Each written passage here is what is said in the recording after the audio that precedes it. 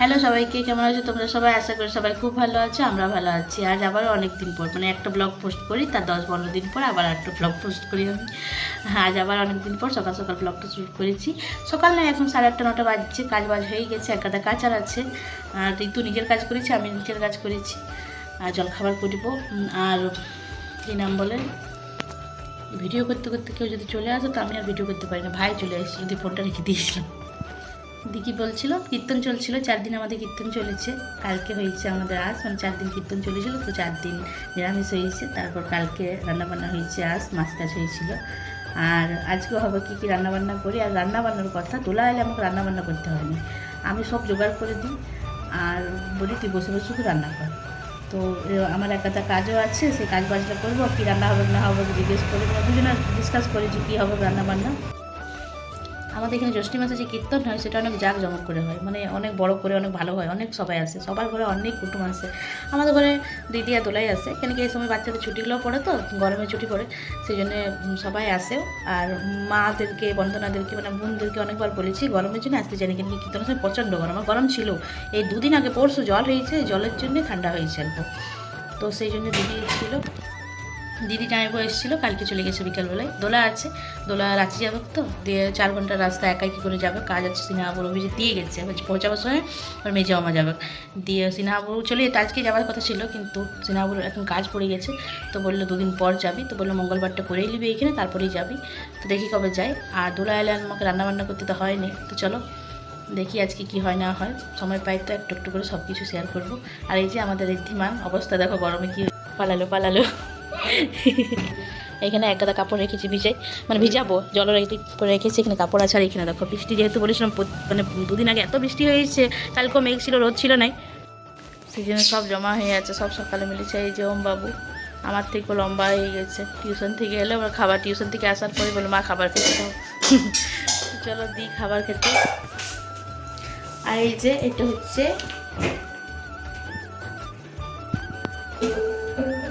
বুঝতে পারবো না, অন্নপূর্ণা ভান্ডার। তো এই যে এটা হাতে পেয়েছি কালকে, জানি না কী কী আছে, আমি পড়েও দেখিনি। সিনহাবুকে বলেছি তুমি করবে যা করো, তো অনেক লোক সবার মুখে শুনছি, অনেক লোকে জেরক্স করতে হবে, একদম বাচ্চার পোলিও কার্ড থেকে আরম্ভ করে নিই, মানে যা যা নথি আছে, মানে এটার মধ্যে লেখা আছে। তো সিনহাবুকে বললাম একটু দয়া করে দেবে। 3,000 টাকা যদি পাই তো 1,000 টাকা তোমাকেও দেবো। আর আধার কার্ডটা আমি খুঁজে পাচ্ছি না, ও সে নিচে যে ছোটোটা থাকে না ফটো দিয়ে, ওইটা আমি খুঁজে পাচ্ছি না, কোথায় রেখেছি না রাখা হয়েছে বুঝতে পারছি না। সে ওমকে বসাইছি খোঁজার জন্যে, বললাম 20 টাকা দেবো আইসক্রিম খেতে, তুই খুঁজে দে। এখন শুধু টাকার এই খেলা, শুধু কেউ কাজ করবো না, টাকা দাও তবে যে। সেই জন্য ওমকে বললাম 20 টাকা দেবো আইসক্রিম খেতে, তুই আমার আধার কার্ড খুঁজে দে। আর বললাম 3,000 পেলে 1,000 টাকা তোমাকে দেবো, তুমি এটা ভালো করে ফিল আপ করে সব কিছু করে জমা দিয়ে দাও দায়িত্বটা। 3,000 টাকা হাত থেকে যেমন শুধু চলে না যায়। এখানে অর্ঘ পড়াশোনা করছে,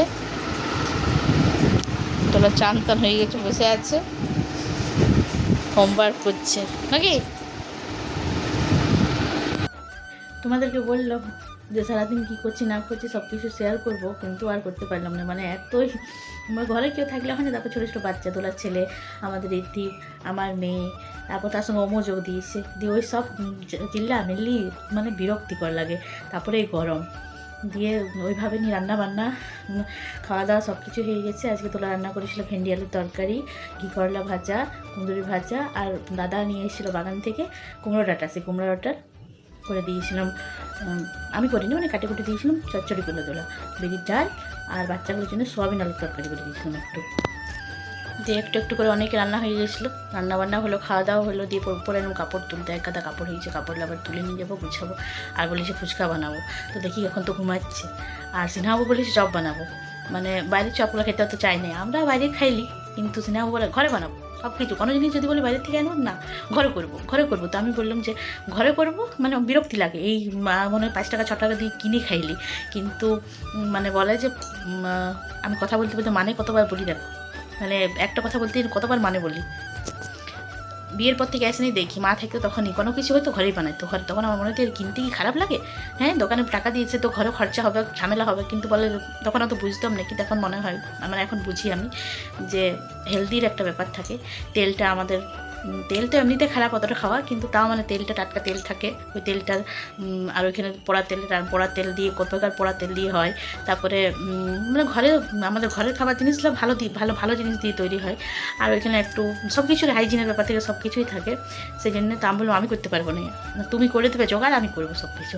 আমি ঠিক আছে, জোগাড় করতে আমি এক্সপার্ট, মানে আমার রান্না বান্নাটা আমি করি কিন্তু অতটা আমার পোষায়নি, মানে মনে হয় যে বসে আমার ধৈর্য না, আমার বাইরের কাজ করতে খুব ভালো লাগে, ওই দাঁড়ায় বসে এক জায়গায় বসে দাঁড়ায় রান্না করতে আমার খুবই বিরক্ত লাগে। তা বলে কি আমি রান্না করি, কিন্তু মানে মনে হয় যদি কেউ একটু করে দেয় তো কোনো কিছু, যেমন দোলাকে জোগাড় করে দিই, সব কিছু জোগাড় করে দিই, বসে শুধু খন্তিলাল রান্না করে, কিন্তু মনে হয় তোকে রান্না করে দিচ্ছি, তোকে জোগাড় করে দিচ্ছি, তুই রান্না করা সবই। আমার মা যখন আসে কিংবা সিনহাবু যখন মাংস টাংস হয় তখন বলে তোমাকে আমি সব জোগাড় করছি, তুমি দাঁড়িয়ে রান্না করো। সিনহাবুকে মাংস টাংস হয় তখন আমি সব জোগাড় করে দিই কাছে, আর বলি তুমি বসে খুন্তি অনেক 1 ঘন্টা ধরে লাড়ে যে একটু করতে হয়, আমার এত বিরক্ত লাগে যে কী বলি। তো আজকে বিকালবেলায় মানে আজকে বিকালের অনেক বড় প্রোগ্রাম আছে, আজকে বিকালের অনেক বড় প্রোগ্রাম আছে।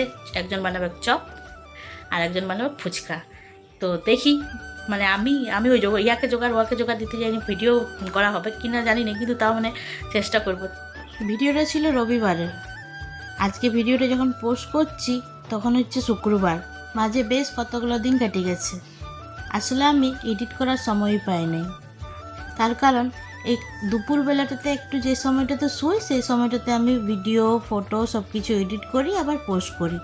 কিন্তু ওই কদিন ধরে ওই 3-4 দিন ধরে দেখছি দুপুরবেলায় যখনই শুচ্ছি ফোনটা নিয়ে আমার চোখটা আপনি কেমন জড়াই যাচ্ছে। কারণ হলো দোলারা চলে গিয়েছিল বুধবার দিন, মাঝে ছিল বৃহস্পতি শুক্র, তার আগে ছিল যখন দোলা, তখন তো এডিট করার সময় পাইনি, তখন ওই গল্প এই করতে আমাদের সময় চলে গেছে। আর দোলা যাওয়ার 2 দিন হয়ে গেল, তখন আমি এডিট করতে এই জন্য পারলাম না, দুপুরবেলা শুলেই আমার এত ঘুম পাচ্ছিল, আমি 5টা তক মনে সুখে ঘুমাই নিয়েছি। নিয়ে আজকে বললাম না, আজকে আমি মনে ঠিকই করে নিয়েছিলাম যে আজকে আর ঘুমালে চলবে না, ভিডিওটা করা আছে, আমাকে এডিট করে পোস্ট করতেই হবে। এখানে দেখো কাপড় ছিল গুছাই নিলাম, আর এই যে তারপর বাথরুম থেকে গায়ে জল ঢেলে নিয়ে কাপড় ছেড়ে আমি চলে এলাম। বানাবো একটু কেক, চকলেট কেক।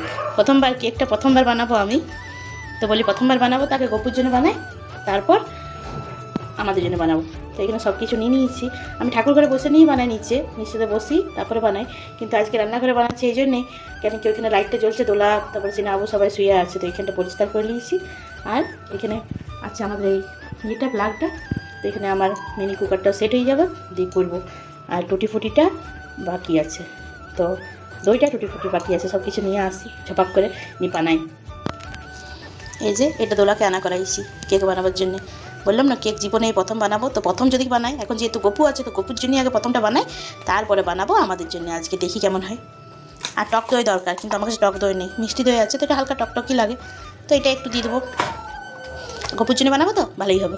তো চলো আমি কেক বানাবো, ভিডিও করবো, অত তো করতে পারবো না, কেন কি ফোন ধরবো না কি, না আগেই দেখাই নিলাম, আর এরপর হয়ে যাবো তারপরে দেখাবো, নাহলে আমার দেরি হয়ে যাবে, তারপর আবার ওদের আছে ফুচকা আর চপের ঝামেলা, সেই জন্য আগে আমি ঝপাক করে নিই, তারপরে কেমন হয়েছে না হয়েছে তোমাদের শেয়ার করবো। এখানে একটা সুজি নিয়েছি, baking soda, baking powder, cocoa powder, ঘি আর টক দই লাগে, আমার কাছে টক দই ছিল না, সেই জন্য আমি মিষ্টি দই ব্যবহার করেছি। আর এখানে টুটি ফুটি, কাজু কিশমিশ, মুরব্বা, ফ্রুট কেক বানাবো, সেই জন্য কেক বানাবার জন্য দেখেছি গ্রাইন্ডারে মানে সুজিটা একটু ঘুরাইলে, কিন্তু যেহেতু গ্রাইন্ডারে আদা রসুন পেঁয়াজ পেস্ট করি, সেই জন্য আমি সুজিটা এমনি দানাই ছিল, মানে খেতে ভালো হয়েছিল কেকটা, কিন্তু একটু মুখে দানা লাগছিল। আর তার সঙ্গে একটু ময়দা দিলে ভালো হতো, কিন্তু ময়দাটা আমার সেই রোজকার আটা ব্যবহার করি সেটার মধ্যে ছিল বলে আমি ময়দাটা দিলাম না। কুকুমণি গুণ হয়েছে, এটা বাজনা বাজাও তো, ঢংটা পাটাং। কি বটে? প্লাস্টিক বটে এটা, দেখো তো এটা কার জিনিস ছিল, কি ছিল?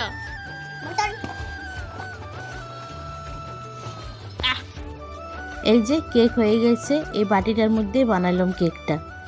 দেখো বললাম না দানা একটু আছে, কিন্তু প্রথমবার বানালাম, গোপুর জন্য বানালাম, ভালো হয়েছিল। মিষ্টিটা কম দিয়েছিলাম সবাইকে, ভোগ মানে গোপুকে ভোগ লাগার পরে সবাইকে বাইরে একটু একটু দিয়েছিলাম, সবাই বললো না খেতে ভালো লাগলো। এরপর কোনো দিন যদি বানাই, আমার ইচ্ছা আছে একটা গ্রাইন্ডার কিনে নিয়ে আসবো নতুন, ওটা আমি আস্তে আস্তে করবো না, ওটাতে আমি গোপুর সব কিছু মানে গ্রাইন্ড করব, সেটাই ইচ্ছা আছে। আর বলে না ইচ্ছা থাকলে সব কিছু হয়, তো আস্তে আস্তে সব কিছুই হবে। আর এইদিকে দোলার প্রত্যেক দিন হয়েছে মামি মাথায় তেল দিয়ে দাও আর মাথাটা আঁচড়ে দাও, যখনই আসে তখনই বলে, একদিন ছাড়া ছাড়াই বলে মামি মাথাটা তেল দিয়ে দাও। আর বড় তো বলতো, আর বড় তো যখন ছোট ছিল, আমি যখন বিয়ে হয়েছিলাম তখন ক্লাস 5-এ পড়তো, তখন থেকে অভ্যাস মামি মাথায় তেল দিয়ে দাও আর চুলটা ভালো করে টাইট করে বেঁধে দাও। আর এদিকে দোলা শুরু করে দিয়েছে ফুচকা বানানো। এই ফুচকাটা বানায় না, রেডিমেড ফুচকায় ভাত ছিল, কিন্তু আমি বলছিলাম তুই যা মানে যেটুকু হয়েছে বাচ্চাগুলোকে ঝাল ছাড়া তুই দিয়ে দে, না আমি ভাজবো, তোমরা ভাজতে পারবে না আমি ভাজবো। তো দেখো এখানে আলু, এখানে ছোলা সিদ্ধ সব কিছু রেডি করে রেখেছি। দেখে দেখে তাকাও, সবাই হাই করো, হাই করো। বাবারে ফুচকাটা একদম দোকানের মতো হয়েছে। আমাদের ফুচকা বালি। হ্যালো হ্যালো হ্যালো হ্যালো নে আগে ছোটর থেকে বড়। কতদিন বড়? বিনা ঝালের বিনা মশলার বাচ্চাদের জন্য নাকি? ফার্স্ট কেন পড়েছো?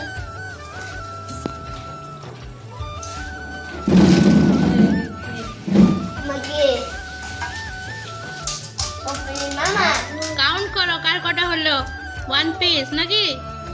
চারটা হলো 10 টাকা, সব 10 টাকা করে নিয়ে আসবি। আরে বাইরে পড়ছে না এগুলো ঘরে বানা, এগুলো বেশি দাম। হ্যাঁ এগুলো বেশি দাম, এগুলো চারটা রাঁচির হিসাবে চলবে এটা ব্যাস। মাম্মাম কেমন করে খাচ্ছে? ও আলু বার করে খাচ্ছি। মাম্মাম টেস্টি দেখাও তো, টেস্টি দেখাও, কেমনি টেস্টি বলো। দিদি ভালো করেছে? তুমি ভালো করেছো? করেছি, ভালো করেছি।